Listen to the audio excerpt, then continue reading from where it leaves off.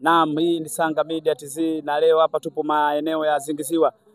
Mara baada ya kutoka pale Pugu Kinyamwezi, tulikuwa na semaji la kafu na mashabiki mbalimbali wa Simba Sport, na hapa wamekuja katika mji wa Zingiziwa kuja kuzindua tawi la Simba Sport, na hapa mbele ya kamera tupo na mzee wa data wa Simba Sport Club. Karibu. Asante, mimi kwa jina naitwa Uchebe Online. Na tumekuja hapa kwa ajili ya kuisupport Simba yetu. Mambo kama haya sisi tushayazoea. Tumeanza hamasa zetu pale Temeke Stereo kwa ajili ya kuzinduzi wa bei za tiketi na pia kupewa ratiba kama hii. Leo hii tumeanzia Buguruni, tulipotoka Buguruni tumekwenda Pugu, tumetoka Pugu tuko hapa Zingiziwa. Kwa hiyo haya ni mambo ambayo Simba tukiwa na jambo letu la kimataifa miaka yote ni jambo ambalo linatupa baraka, yani na pia kujuana na kuitangaza zaidi Simba. Haya mambo yanafanywa kwa Simba kwa sababu Simba ni timu ya jamii, Simba ni timu ya watu, na ndio maana kile unapokwenda katika kituo chochote Simba inapoweka kituo katika hamasa hizi, unaona umati wa watu wanaipokea Simba. Umeona hapa tukufika Tusingiziwa maandamano ya kumpokea Mediali mpaka eneo la kituo. Yaani unaweza kaona pengine Rais wa Jamhuri ya Muungano wa Tanzania ametua na wananchi wake wamekuja kumpokea. Hii yote ni kwa sababu tunajifariji na Simba yetu na tunaipenda Simba yetu. Kwa hiyo sio mambo ya kuiga haya. Umeona vilabu vingi wameiga wameshindwa, na msimu huu umeona baadhi ya vilabu wamekimbia katika jiji la Dar es Salaam kwa kuogopa aibu kama hii. Kwa hiyo mimi niwaambie tu mashabiki wa Simba na wapenzi wa mpira wanunue tiketi kwa bei rahisi ili kwenda kuiona Simba yao tarehe 23 inapokwenda kuanza uzindua msimu rasmi wa kuelekea katika michuano ya klabu bingwa hatua ya makundi na kufika nusu fainali pamoja na fainali kabisa. Taswira gani kuelekea siku ya tarehe 23? Mambo haya mliyofanya kuanzia pale Buguruni mpaka mkaja Pugu ya Kinyamwezi na hapa hatimaye tupo Zingiziwa na tutaenda tena mbele maeneo mengine. Hii kwanza inapeleka taswira kwa wachezaji wetu.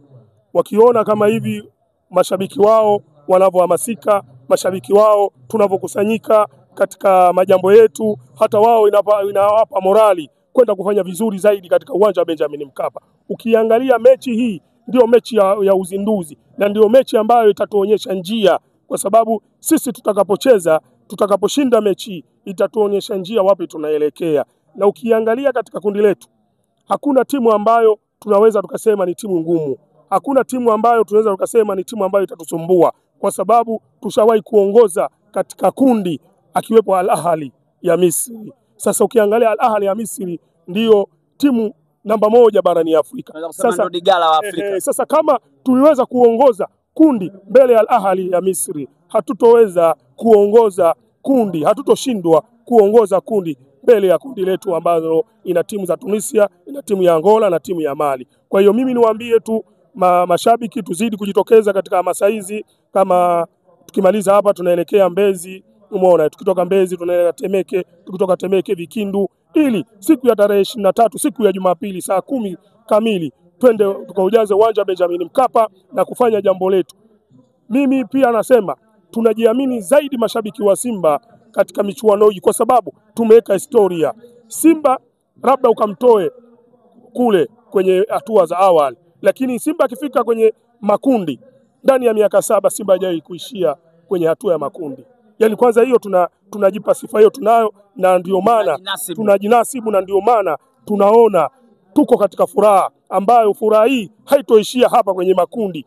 Hii furaha tutakwenda nayo mpaka hatua ya robo finali, nusu finali na ikiwezekana finali. Kwa hiyo sisi si timu ya kutolewa katika hatua hizo. Kwa hiyo ndio maana unatuona mashabiki wa Simba tuna furaha kwa sababu tuko katika eneo letu, tuko katika eneo la kujidai. Katika eneo la kujidai Simba ni hatua ya makundi. Moja, kwanza niwapongeze viongozi wa Yanga kwa kugusa baadhi ya jamii katika ile jezi yao ya njano.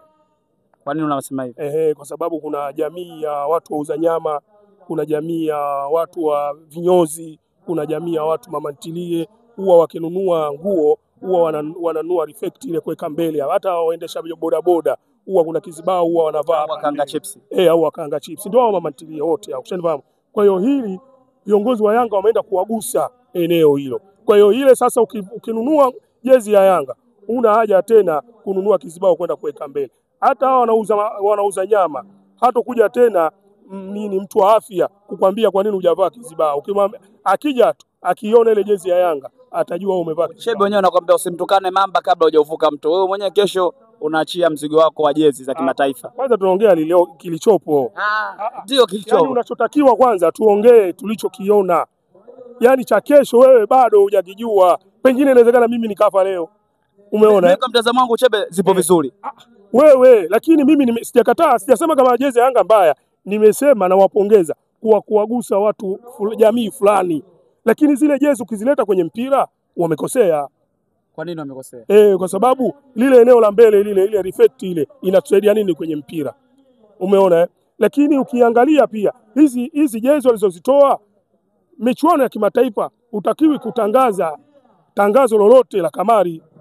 Sasa wametoa jezi ina sport pesa au watuambie tu pengine hizi jezi kama walivyowazungusha mashabiki wao kwenye ligi waliwatolea jezi baada ya mwezi mmoja wakatolea jezi nyingine. Inawezekana pengine siku ya Jumamosi wakazindua jezi nyingine kwa ajili ya mechi za kimataifa. Mimi hii jezi siamini kama ni jezi ya kimataifa. Kwa sababu huwezi kutoa jezi na alafu kaandika sport pesa wakati wewe hiyo jezi huendi kuchezea michuano ya kimataifa. Sasa wale viongozi wa Yanga kweli wanajielewa au ni viongozi tu wamewekwa pale? Na ndio maana kila siku wanadanganywa mashabiki wa Yanga na watajengewa uwanja. Juzi wanasema wamezindua shule ya mpira. Wanazindua shule ya mpira kweli? Hata kiwanja kimoja una. Umeona? Soka school unazindua, yani hata kiwanja kimoja una. Hiyo timu yako ya wakubwa haina kiwanja hata za mazoezi. Na alafu unaenda kwenye eneo jingine, unaenda kugusa eneo ambalo lina gharama zaidi. Yaani unajua kuendesha soka school ni gharama zaidi kuliko kuendesha timu ya ligi kuu. Umeona? Lakini sasa viongozi wa Yanga wanaongoza watu ambao ni mapumba, ambao wao hata kiambiwa chochote wanakubali. Kwa hiyo mimi na wasifu viongozi wa Yanga kwa jezi yao kuwagusa jamii fulani. Jamii ya wauza nyama, jamii ya vinyozi, jamii ya bodaboda na jamii ya mama ntilie. Lakini ukichukua ile jezi, ukileta kwenye michezo wamefeli.